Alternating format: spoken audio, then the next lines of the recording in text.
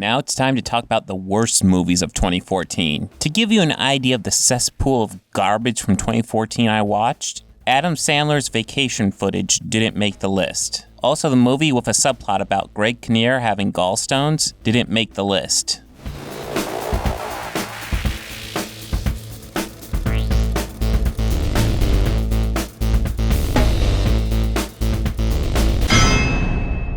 This movie could be used as an example on how not to make a found footage movie. We have characters obsessed with filming everything, and they have a tendency to move the camera in just the right way so the cool stuff ends up being just out of frame or in frame for such a short period that the effects must be really cheap.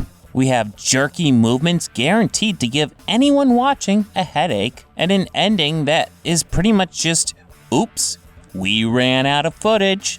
They could get footage for everything else except the ending? How fucking lazy are these filmmakers? I guess screenplays cost extra for an ending.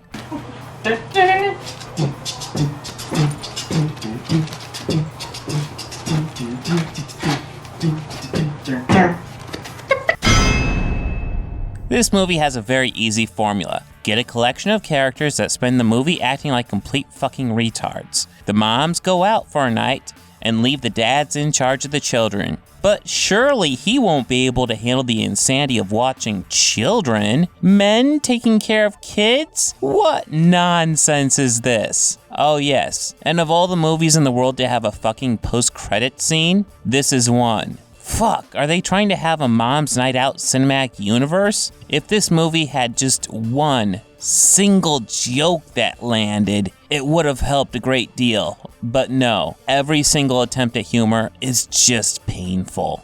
Whoa! What was that? It's a bird. A bird? Yes, it's a bird, okay? My kids, they wanted to bring the pet bird. And you let him? I didn't know it was gonna be flying all over the place.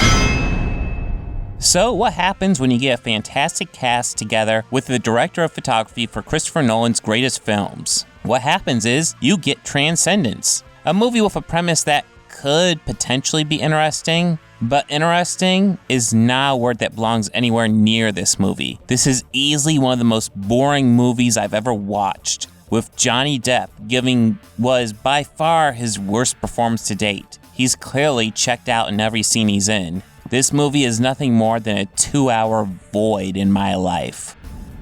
Can you prove you're self-aware? That's a difficult question, Dr. Tiger. Can you prove that you are? Well, he certainly hasn't lost his sense of humor.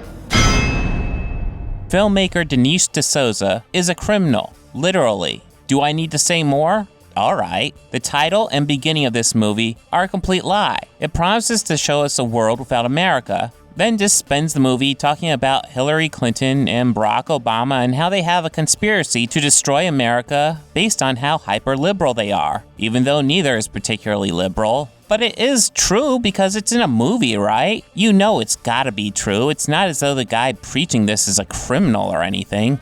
With the corporate and the bank bailouts, it was the same deal. Obama embraced the bailouts. He recognized it was a way for the federal government to gain control. What these naive corporate executives don't realize is that while they might make a profit on Sunday, they could be gone by Monday.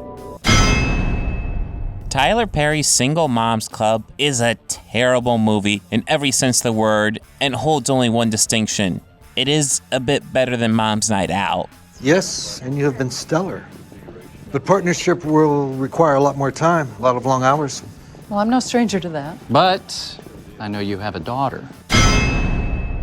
When I reviewed this movie, I honestly didn't do a good job. That's mostly because this movie brings out the worst in me. This is easily one of the worst movies I've ever sat through. This movie is insulting to both Christians and non-Christians alike. It's a prime example of how Christian movies are more about preaching than about actually making a good fucking movie. I will say this, however, God's Not Dead contains the best Kevin Sorbo performance I've ever seen, which, given the range he's shown in the past, is not really that big an accomplishment.